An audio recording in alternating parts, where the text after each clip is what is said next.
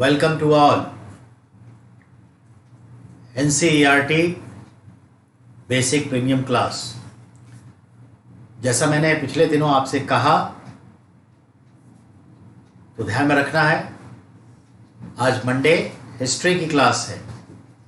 अब हम लोग क्या करेंगे, एक क्लास उठाएंगे, जैसे 6th क्लास उठा लिया, उसके एक एक बुक को क्लियर करके ही दूसरे बुक पे जाएंगे। एक सब्जेक्ट क्लियर करके दूसरे सब्जेक्ट में जाएंगे। तो इससे क्या होगा, जब एक बार पढ़ा दिया तो आप उस किताब को नोट्स भी बना सकते हैं। हम भी उसको क्वेश्चन आंसर के रूप में रेडी करके रखते जा रहे हैं, तो ये ज़्यादा अच्छा होगा। जैसे हम लोगों ने सिविक्स पूरा कर लिया, अब उसके ऊपर क्वेश्चंस डेवलप हो गए और आप भी उसको अच्छे से पढ़ेंगे क्वेश्चन को देखते हुए। अब हिस्ट्री है, इसको 2-3 दिन में कंप्लीट करेंगे। आज कल परसों हिस्ट्री कंप्लीट हो जाएगा। ज्योग्राफी उठाएंगे और अगले 2 दिन के बाद ज्योग्राफी जो है अगले वीक में फिनिश्ड हो जाएगा। तो 15 तक हम लोग 6th क्लास के NCERT बुक से फ्री हो जाएंगे और अगली कक्षा में जाएंगे। ठीक है, इसी ख्याल से शुरुआत करें। जहाँ तक मुझे याद है, पिछली क्लास में हमने कहाँ तक पढ़ाया था। तो एज यू नो दैट कि पिछली क्लास में हमने जो है 8th चैप्टर पढ़ा रहे थे। एक अनोखा राजा सम्राट अशोक के ऊपर बात चल रही थी, पर उसके 2-3 पेजेस रह चुके थे। वो 2-3 पेजेस को अगर देखें तो हमारे सामने है वो पेज, उस पेजेस को देखें हम तो उस पर बात करते हैं। Listen carefully. थोड़ा आज मैंने ये शेयर किया है बच्चों के ख्याल से, शेयरिंग वही है। सुनील सर जो ऑनलाइन क्लासेस दे रहे हैं उसके बारे में है थोड़ा बहुत जानकारी। जैसे GS फाउंडेशन प्रीमियम कोर्स है 1799 रुपीज़ का, NCERT की बेसिक कोर्स है 799 रुपीज़ का है, बैंकिंग अवेयरनेस 499 रुपीज़ का है, ऐसे करंट अफेयर्स 399 रुपीज़ का है, जनरल स्टडीज़ टेस्ट सीरीज 149 का है, और चाइल्ड डेवलपमेंट एंड पेडागोजी यानी CDP 1299 रुपये का, जो 16 जून से शुरुआत करने जा रहे हैं। 1 आवर की क्लास डेली होगी, ज़्यादा लंबा उसको नहीं खींचेंगे।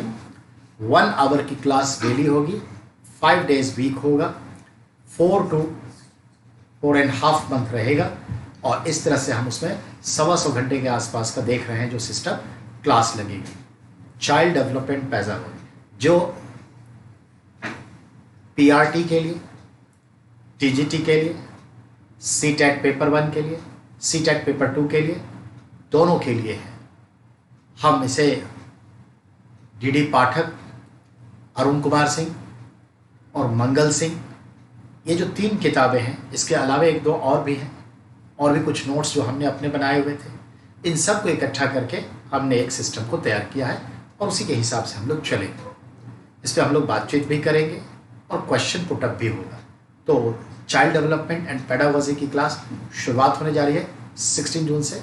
आपसे गुजारिश है कि आप इस बात को अपने टीचर्स वर्ल्ड में थोड़ा स्प्रेड करिए, फैलाइए, और जिन्हें भी ज़रूरत है महसूस करें, प्लीज़ ज़रूर लें। 16, 17, 18 3 दिन ये फ्री क्लास चलेगी, फ्री ट्रायल क्लास होगा, उसके बाद ये पेड सिस्टम में चला जाएगा। ठीक है, वैसे इसकी फ़ीस जो है 1999 है, पर डिस्काउंट करके ये फ़ीस हमने रखी है बहुत कम 1299। ठीक है, चलिए अब हम लोग NCERT पे बात करते हैं। तो इसको मैं मिटा रहा हूँ, ठीक है।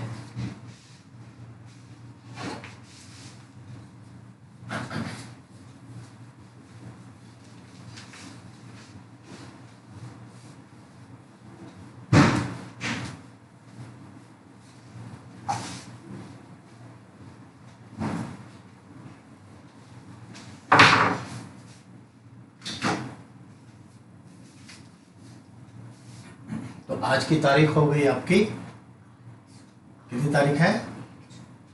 8 जून।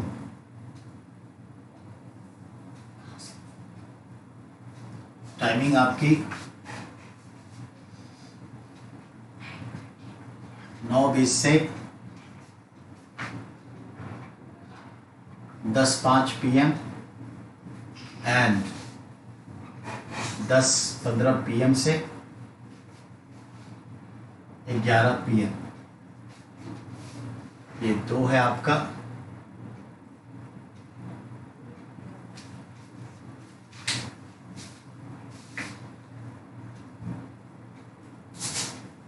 NCERT 6th class, subject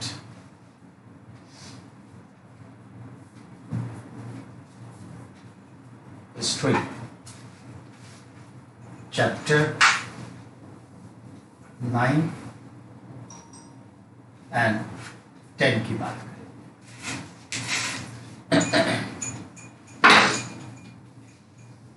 गौर फरमाइएगा। चैप्टर 9 में जहां तक हमने देखा कि थोड़ी सी जानकारी लेनी थी, ठीक है। चैप्टर 8 and 9 and 10, तो 8 की थोड़ी जानकारी ध्यान से सुनिए। चैप्टर 8 में पेज नंबर 82 पर एक बॉक्स है जिसमें ग्रेट वॉल ऑफ चाइना, चीन की दीवार बनी हुई है, और बॉक्स में एल्सवेयर, अन्यत्र लिखा हुआ है, जिसमें यह बता रहा है कि जिस समय भारत में हम देखते हैं गौतम बुद्ध हैं, महावीर स्वामी हैं, 16 महाजनपदास है, और लगे हाथ मगध एम्पायर का थोड़ा बहुत शुरुआत है। सेम टाइम हम देखते हैं चाइना में क्या हो रहा है, तो कंपेयर करना है टाइम भी। चाइना में क्या हो रहा है, तो यहाँ पे लिखा हुआ है कि 2400 वर्ष पहले चीन में सम्राटों ने चीन की दीवार का निर्माण शुरू किया। 2400 वर्ष पहले का मतलब है 400 BC, Chinese number of kings constructed Great Wall of China periodically near about continuously 1000 years, ठीक है, step by step, era by era, number of kings to save country from barbarian community of western। तो central Asia के जो western कह लें, माने चीन के पश्चिम में, तो जो मध्य एशिया के बर्बर जाति के लोग रहते थे, जैसे कज़ाक, उज़्बेक, ताजिक, उस जमाने के नज़र में, तो वो एंट्री ना ले, उसको रोकने के लिए अक्सर हमला करते, उसको रोकने के लिए। और जो सबसे ज़्यादा आपका सवाल बनेगा वो इसमें नहीं है, ध्यान देंगे। 220 BC में शी हुआंग टी नाम के राजा ने सबसे बड़ा कंट्रीब्यूशन चाइना वॉल में उसी ने किया। तो ये याद रखिएगा, शी हुआंग टी 220 BC चीन की दीवार का निर्माण किया। ये मेन उसका फोकस हो जाता है, बाकी कईयों ने किया। कहाँ, तो चाइना के नॉर्थ और वेस्ट पे ये है, नॉर्थ एंड वेस्ट पे, तो मध्य एशिया के बर्बर जातियों के आक्रमण को रोकने के लिए। क्या हम लोगों ने ऐसा किया? बिल्कुल नहीं।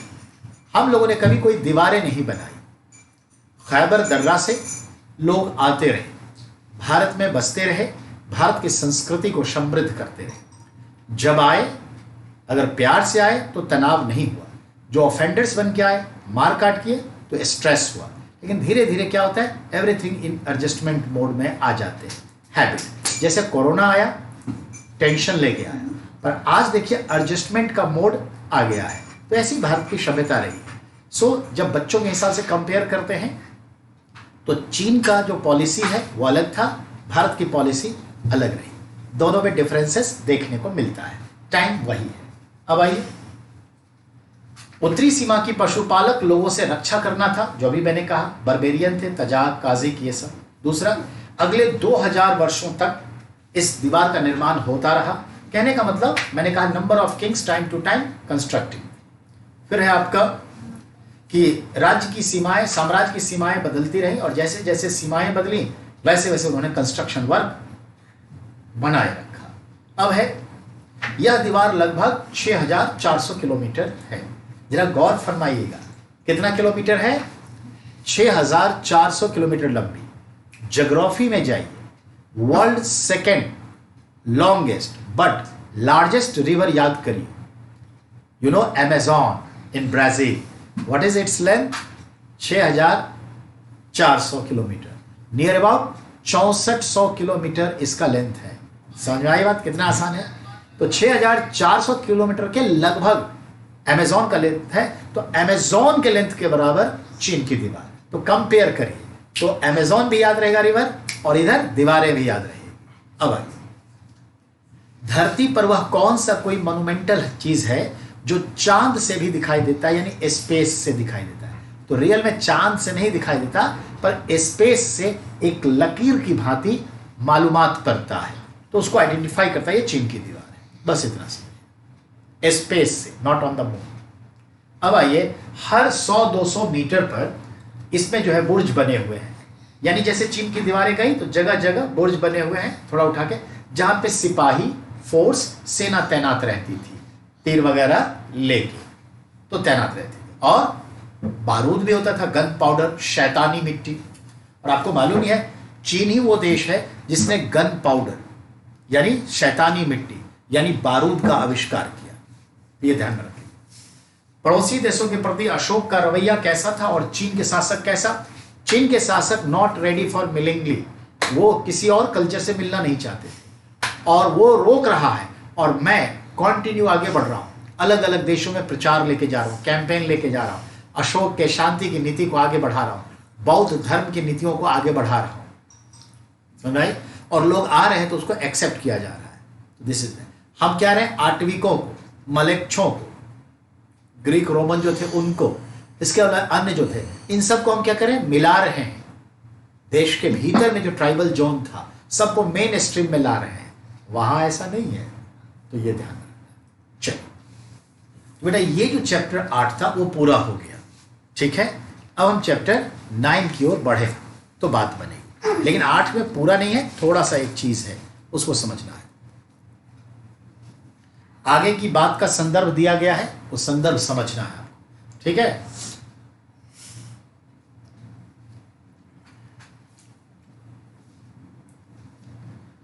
लिसन केयरफुली, ये हल्दी वाला दूध है, कोरोना से फ्री होते रहने के लिए ना आए, हल्दी वाला दूध गरम गरम पीना चाहिए।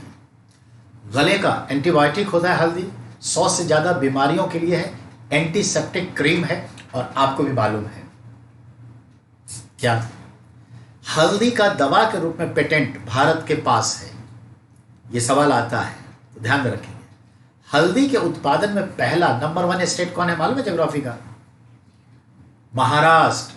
वर्ल्ड में हल्दी प्रोडक्शन में इंडिया नंबर 1, इंडिया में महाराष्ट्र टर्मरिक के उत्पादन में नंबर 1 है, ये याद रखिए, ठीक है। चलिए अब बात आगे करें। आगे की बात का संदर्भ यहां दिया हुआ है, हिंद यवन सिक्के, फिर आपका कुषाण सिक्के, फिर है शक सिक्का और सातवाहन सिक्का, ये कुछ बात कही गई है। इसमें बता रहा है मौर्य साम्राज्य के समय में जो पंच मार्क्ड सिक्के उससे पहले चले आ रहे थे, गौतम बुद्ध के समय से आहत सिक्के, वह मौर्य काल में भी चले, यानी 500 साल तक चले, उसके बाद भी चले। तो यहां पर 4 सिक्कों का जिक्र है। पहला है हिंद यवन, जरा समझिएगा। मौर्य साम्राज्य का पतन हो गया और वेस्टर्न नॉर्दर्न पार्ट में कुछ भागों पर लगभग 100 साल तक शक का शासन रहा, शकाज, इसको हिंद पहलव, ठीक है, हिंद पार्थियन, पार्थियन मतलब पहलव, याद रखिएगा, पार्थियन यानी पहलव, तो शक पहलव इसको कहते हैं। ये डायनेस्टी ने लगभग 100 वर्ष रूल किया और अपने सिक्के चलाए, और याद रखिएगा 500 वर्ष तक उनके सिक्के मौजूद रहे, और गुप्त शासकों के प्रजय से फिर ये हट गए। तो शकों को पराजित किसने किया? Guptas empires king. तो शक के सिक्के भी समाप्त हो गए, उसकी जगह अपना सिक्का चला है। तो गुप्तों ने शकों को पराजित किया, यानी मौर्य काल के पतन के बाद नॉर्थ वेस्टर्न पार्ट में शकों का शासन आरंभ हुआ, जो गुप्त के द्वारा नष्ट कर दिया गया। शक क्षत्रप को पराजित किया था चंद्रगुप्त विक्रमादित्य, ये चीजें। फिर अगला है दूसरा कुषाण सिक्के।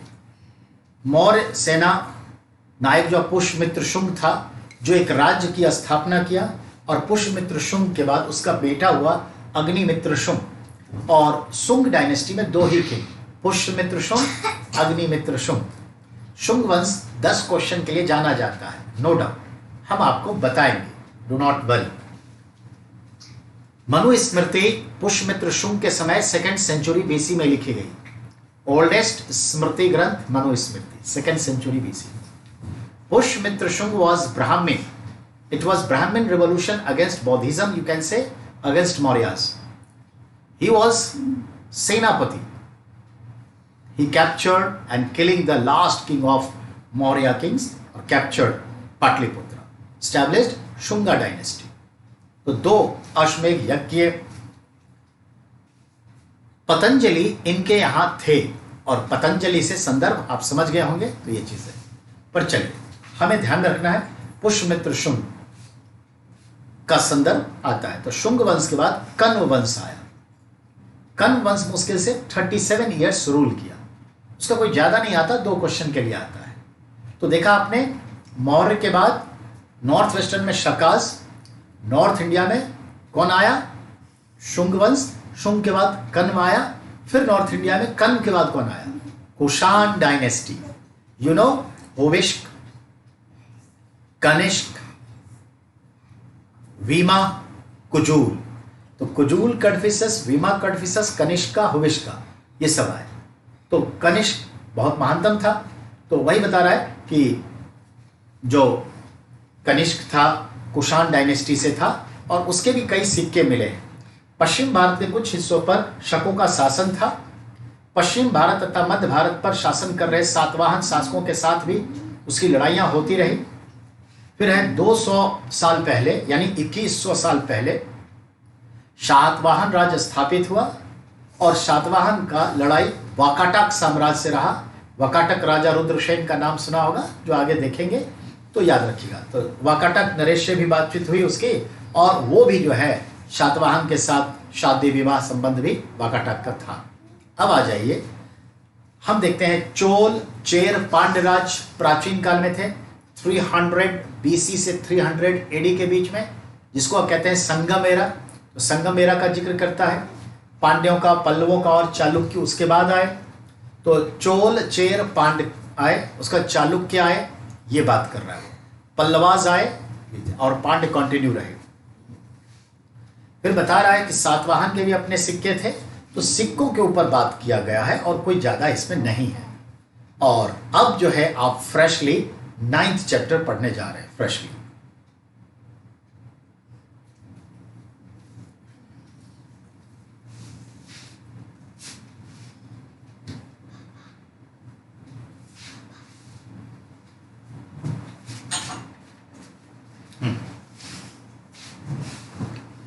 बेटा,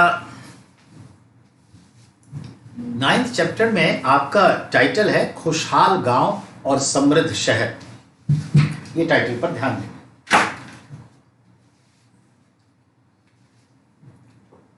chapter 9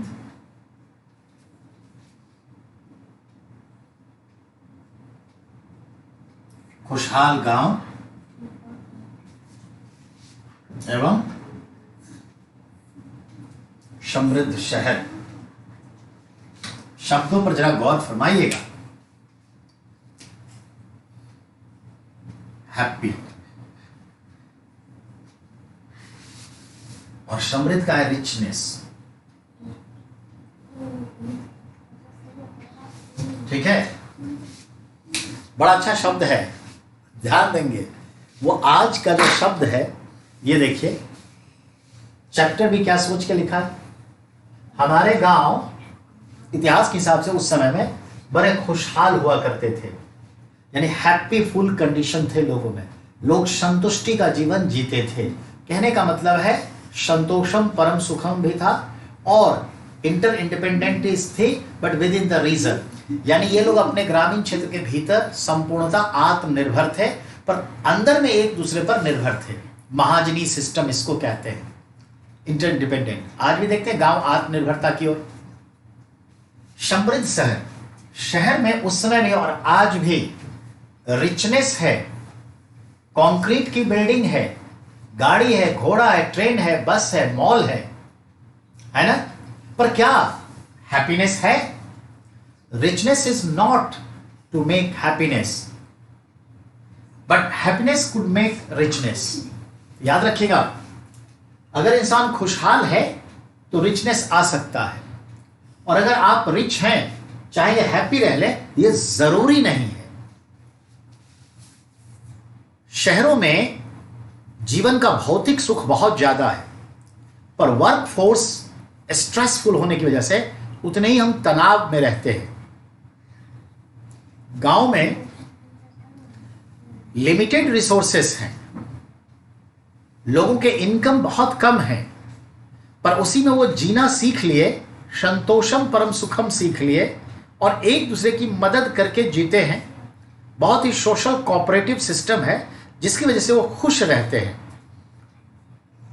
I would like to be compare, Bhutan एक छोटा सा देश है जिसके यहां, और इंग्लैंड एक बड़ा देश है यूरोप में, जिसके यहां, याद रखिएगा, जीएनपी ग्रॉस नेशनल प्रोडक्ट की थ्योरी नहीं होती, gross national happiness, GNH gross national happiness होता है।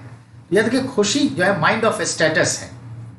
कबीर के पास कुछ नहीं था, फक्र जीवन जीते थे पर खुश थे। बात समझ आई? एक फकीर के पास कुछ नहीं होता, खुश थे, खुश आज भी होते हैं। तो ये चीजें हैं, ठीक है, तो मायने रखता है ये चीजें। तो याद रखिएगा, गांव खुश होते हैं, शहर में समृद्धि होती है, भौतिक समृद्धि बहुत देखने को मिलती है, पर जरूरी नहीं कि सब लोग खुश ही हों। ये स्टेटस है दोनों को अलग करने का। चलिए आप देखते हैं, यहां पर प्रभाकर है, और प्रभाकर एक लोहार ब्लैक स्मिथ के यहां गया है। फिर उसके दिमाग में आया कि लोहे की खोज कैसे हुई। तो यहां से स्टोरी होती है शुरू। आपका एक पैराग्राफ है, लोहे के औजार और खेती, यानी आयरन इक्विपमेंट्स एंड एग्रीकल्चर। यहां जो है उसको पहले पढ़ देता हूं। इस उपमहाद्वीप में लोहे का प्रयोग लगभग 3000 साल पहले हुआ। महापाषाण कब्रों में लोहे के औजार और हथियार बड़ी संख्या में मिले हैं। इसका अर्थ मैं निकाल देता हूं। 950 बीसी उत्तर वैदिक काल, आज से लगभग 2950 वर्ष, यानी 3000 हो गया ना। तो 950 BC Atranji Khera in Uttar Pradesh, we discovered iron, यानी उन लोगों ने आयरन का आविष्कार किया, ढूंढा। तो जब आयरन मिल गया तो बड़े पैमाने पर हथियार बने, मजबूत और स्ट्रांग। बताया था ना, जंगल काटे, कहीं भी कुआं खोद सकते, नहर छोटी मोटी निकाल सकते, और मजबूत हथियार। याद रखना, जानवरों का शिकार भी, अन्य कबीलों से लड़ाई भी, और ये वेपनरीज से ताकत बढ़ गई। मालूम है ना, हम और आप इक्वल है, लेकिन आपके हाथ में बस एक छोटा सा पिस्टल हो तो आपकी ताकत बढ़ जाती है। छोटा सा मशीन, ये मशीन का आज स्ट्रेंथ है, ठीक है ना। किसी मशीन से डराने की कोशिश चाइना कर रहा है, पुराने युद्धाभ्यास का वीडियो जारी कर रहा है, तो मायने रखता है। तो एक चाकू से भी हम लोग डरते हैं, क्योंकि इससे नुकसान हो सकता है। तो याद रखिएगा, हथियार ही नहीं, इतने सारे इंस्ट्रूमेंट्स बने जिससे खेती करना आसान हुआ। गहरी जुताई हो गई, लंबे चौड़े खेत बनते चले गए, जंगल कटते चले गए, बड़े लेवल पर पशुओं का संहार किया, और खान पान के हिस्से में पशु आ गया। इन सब से काफी उन्नति हुई, उपभोक्तावाद बढ़ा, कंजप्शन बढ़ गया, खेती में उपज बढ़ गए, नतीजतन सिंचाई के बहुत सारे साधन भी आ गए, तो भौतिक समृद्धि हुई, रिचनेस हुआ। तो लोहे से खेती आसान हुई। इसको कृष्ण यश कहते थे वैदिक काल में। अब बड़े पैमाने पर खेत की जुताई होने लगी। तो याद रखना है, लोहे ने पूरी व्यवस्था को बदल दिया, लोहे ने पूरी व्यवस्था को बदल दिया, ये ध्यान में रखिएगा। अब आइए, करीब 2500 वर्ष पहले लोहे के औजारों के बढ़ते उपयोग का प्रमाण मिलता है। इन जंगलों को साफ करने के लिए कुल्हाड़ियां और जुताई के लिए हलों का फाल मिला है। यानी हमें क्या मिला है आर्कोलॉजिकल एविडेंस में? कल्टीवेटर, जो हल होता है ना, कल्टीवेट करता है, जैसे ट्रैक्टर में पीछे लगा होता है ना 9, 11, 13 वाले, 7 वाले कल्टीवेटर। तो कल्टीवेटर मिले लोहे के, कृष्ण अयस कहा गया। और फसल काटने वाले हंसिया भी मिली, सरसी, दराती, ये सब लोहे की चीजें मिली। तो आज भी देखते हैं टोंग्स का इस्तेमाल करते हैं, फसल के लिए साइकिल इस्तेमाल करते हैं, कुल्हाड़ी। और कुल्हाड़ी उन्होंने बड़े प्यार से बनाया, उसमें छेद किया जिसमें डंडा डाल देते थे तो मजबूती आ जाती थी। ये किया, ये तस्वीर भी आपके सामने में। अब आइए दूसरा एक पैरा है, कृषि उत्पादन बढ़ाने के लिए उठाए गए अन्य कदम। कृषि उत्पादन, to produce more crops there are many steps taken by that periods people. Example irrigation, सिंचाई का साधन विकसित किया। क्यों? अब उनके पास लोहे के मजबूत हथियार हैं। अब उन्हें नदी के किनारे रहने की जरूरत नहीं है। अब वो नदी से दूर जंगल काट के भी रहे, खेती के नए जमीन निकाले। और नदी के किनारे की जमीन बड़ी पोली हल्की होती है, कीचड़ में भी बीज छींट देंगे तो आ जाएगा। लेकिन दूर जाएंगे तो क्या होता है, मिट्टी नव जलोढ़ नहीं होता, पुराना जलोढ़ होता है, ओल्ड एलुवियल, बांगर होता है और वो स्ट्रांग होता है। ब्लैक सॉइल का जगह मिला, उसको भी वो आराम से लोहे के हल से जोत सकते थे। खुदाई करके, लोहे के हथियार से खुदाई करके क्या कर सकते हैं, कुएं, पानी पीने की व्यवस्था, सिंचाई की व्यवस्था सब कर सकते थे। तो सिंचाई के साधन बढ़ जाने से हम देखते हैं क्या, उपज बहुत बढ़ गया। ठीक, अब देखते हैं इंडोनेशिया से 6 सेंचुरी बीसी के आसपास हमारे उत्तर भारत में क्या आया, रोपाई। तो खेती करते हैं तो धान के बिचड़े को कीचड़ में डालना, रोपना, ये आया वहां से। एक हॉट क्वेश्चन है। तो उसके लिए कीचड़ की जुताई, कल्टीवेट करना पड़ेगा। तो लोहे आ गए तो आसान हो गया, तो इससे उपज बढ़ गया। और है नहरें, कुएं, तालाब, कृत्रिम जलाशय बनाए जाने लगे। सही बात है, अभी बताया हमने। तो इस तरह से क्या हुआ, उन्होंने कुएं वगैरह सब खुदाई करनी शुरू कर दी। अब आगे देखिए, अब हमें लेके चल रहा है साउथ इंडिया।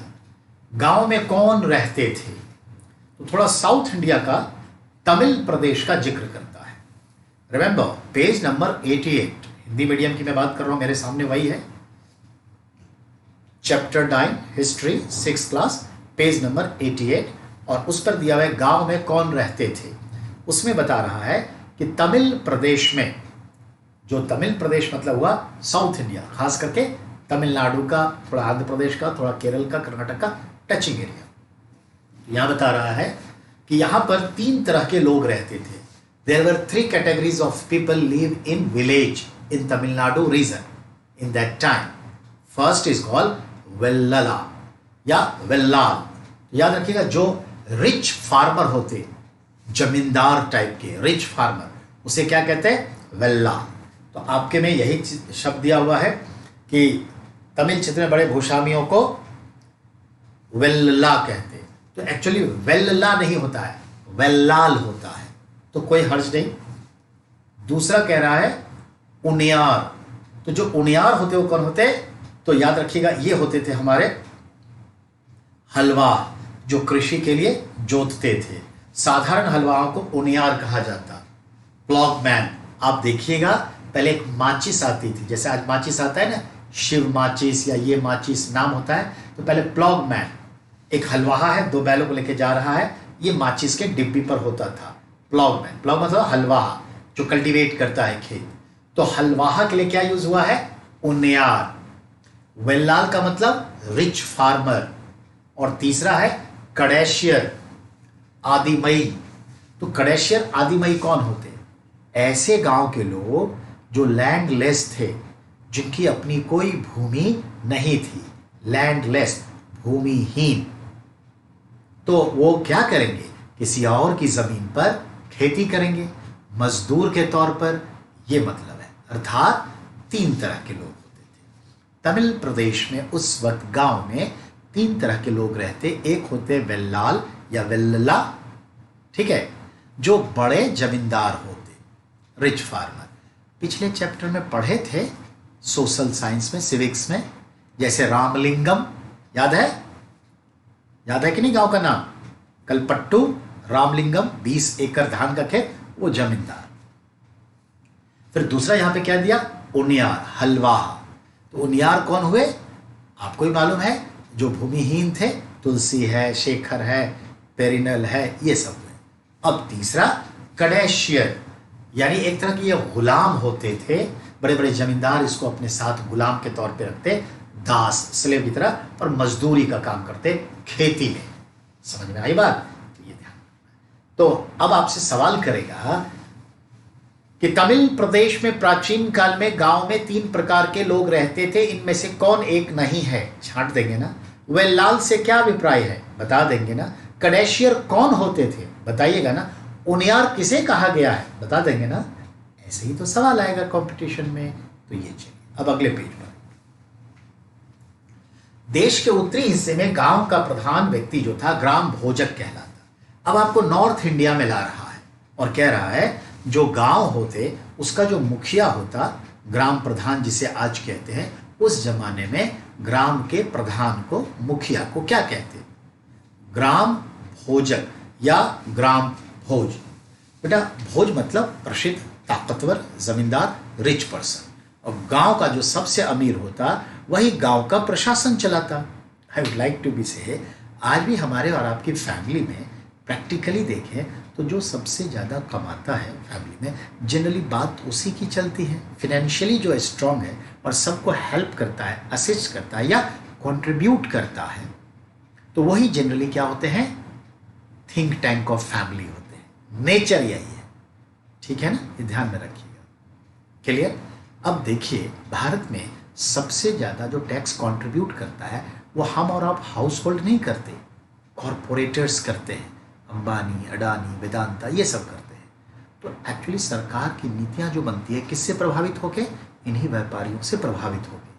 तो सरकार का थिंक टैंक कौन हो गया? अंबानी, अडानी। ये समझिए, याद रखिएगा, फिनेंस बहुत इंपॉर्टेंट चीज़ है, इसको कंट्रोल में रखिएगा और इसमें आगे बन के रहिएगा।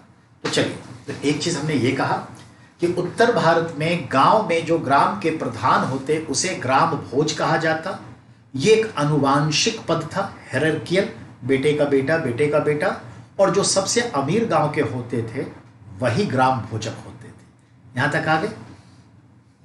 तो ग्राम भोजक जो था लैंडलॉर्ड था, गांव का बड़ा भूस्वामी यानी जमीन का मालिक होता। इन ग्राम भोजक की जो जमीन होती उस पर वो गुलामों से मजदूरी करवाता था और भी मजदूर काम करते थे।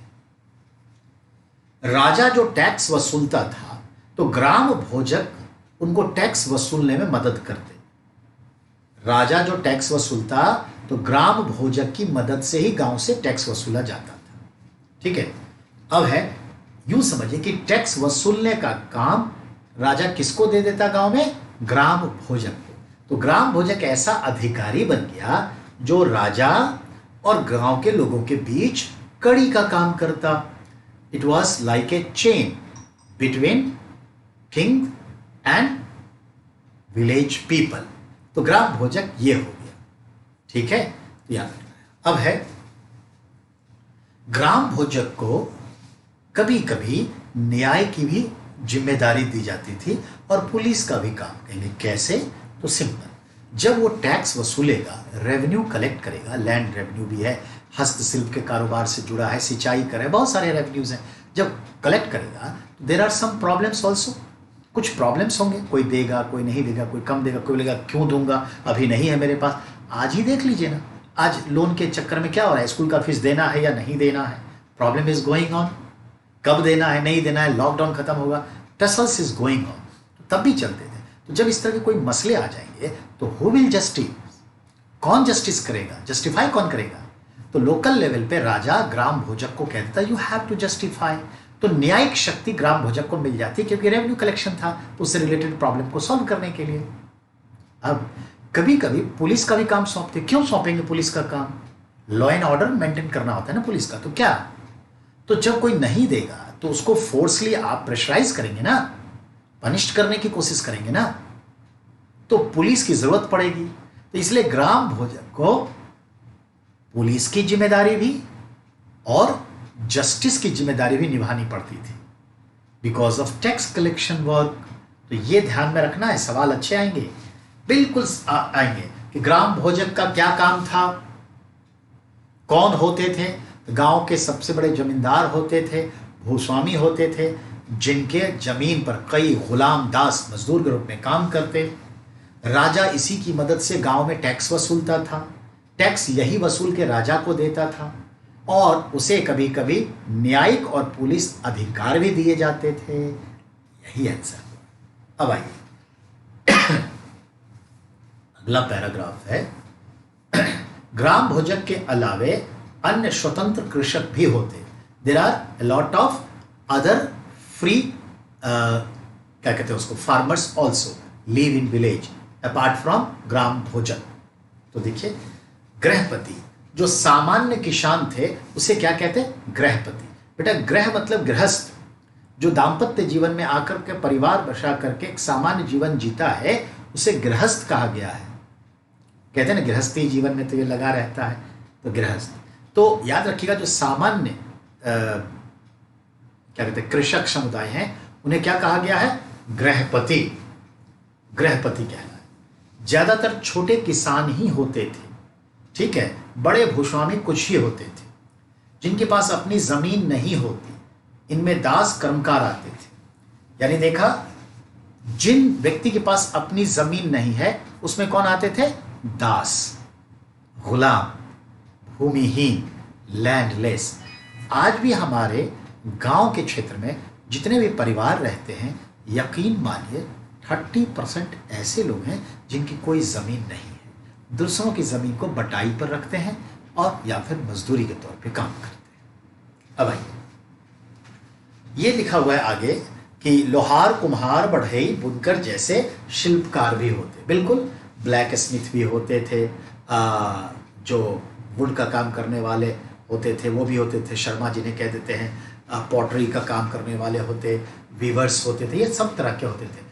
देर आर मैनी जो है handicrafts persons live in village. तो एक तरह से आत्मनिर्भर इकाई के रूप में गांव हुआ करता था, परस्पर पर एक दूसरे पर आधारित थे। बिल्कुल, मैं आपको बताऊं, मैं भी गांव से, दरभंगा, बिहार के दरभंगा डिस्ट्रिक्ट के एक गांव से हूं।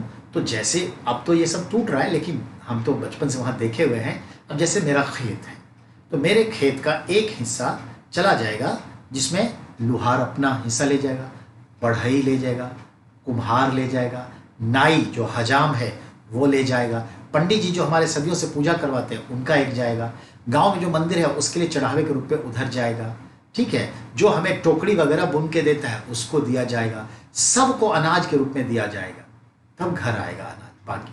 तो उसी से सबका था, क्योंकि सब काम कर रहे थे हमारे लिए। कोई बाल काट के गया, कोई हमारे कल्टीवेटर बना के गया, घर के लिए बर्तन टोकरी कोई दे के गया, मिट्टी का बर्तन दे के गया। फेस्टिवल में सब अपने अपने काम को पूरा किया। तो उनको क्या मिलेगा, जब खेत में अनाज होगा तो अनाज मिलेगा। पहले तो पैसे उतने थे नहीं, अब तो पैसे सिस्टम पे आ गए। तो ये सिस्टम होता था, ठीक है ना। इसको कहते हैं महाजनी व्यवस्था, आत्मनिर्भर ग्रामीण इकाई कहते थे, इंडिपेंडेंट। तो ये होता था। तो उसी चीज को ये बता रहा है। ये तो कुछ ज्यादा ही पुराना है। तो अब आइए, प्राचीनतम तमिल रचनाएं, एक क्रिएशन के बारे में बता रहा है जिसमें है संगम साहित्य था, 2300 साल पहले लिखे गए। बिल्कुल 2300 साल। मैंने कहा ना 300 BC to 300 AD, that was a era in South India known as Sangam era. और संगम का मतलब है साहित्यकारों की सभा, the conference of novelist, literaturist, writers. Sangam साहित्य जो लिखे गए हैं, याद रखना, संस्कृत भाषा में लिखे गए हैं, तमिल में नहीं, संस्कृत में। और ध्यान दें, लिपि क्या थी, Granthi. Very hot question. The script of Sangam literature is Granthi and language is Sanskrit. After near about 500 years later, 700-800 AD के आसपास, जब पल्लवास सब आ गए, तब तमिल भाषा डेवलप हुई। और तमिल जब आया, तो ये याद रखना है, तो तमिल भी पहले किस में लिखी जाती थी, ब्राह्मी लिपि में। तो ब्राह्मी लिपि में लिखी जाने लगी तमिल जब डेवलप हुआ। तो ये याद रखिएगा। वैसे भी अगर आपसे पूछे इन इंडिया, ठीक है, या south India, which language oldest, तो तमिल ओल्डेस्ट है। संस्कृत के पैरेलल चल रहा था। चलिए अब आगे ध्यान देंगे। तो यहां पर देखा है, मदुरै के कवियों के सम्मेलन में इसका संकलन किया गया और वे संगम साहित्य से पाए जाते थे। एक्चुअली क्या है कि 3 संगम का आयोजन हुआ था। पहला जो है पांड्य की राजधानी मदुरै में, उसका दूसरा मदुरै डूब गया, तो दूसरी बार जो हुआ वो हुआ कहाँ, कपाटपुरम में। और तीसरा संगम जो हुआ था उत्तरी मदुरा में। तीनों बार पांड्य राज के राजाओं ने, 997 राजाओं ने जो है 3 संगम का आयोजन समय समय पर किया। यानी 3 बिग लिटरेचर फेस्टिवल, ऐसे समझिए। तो उसके बारे में बता रहा है और एक निर्धन की चतुराई कहानी है, उसके बारे में है और भी आगे है, पर हम ब्रेक के बाद इस कहानी को आगे बढ़ाएंगे। इस तरह से हम लोग जो है 8 और 9 चैप्टर को फिनिश करेंगे आज, ठीक है।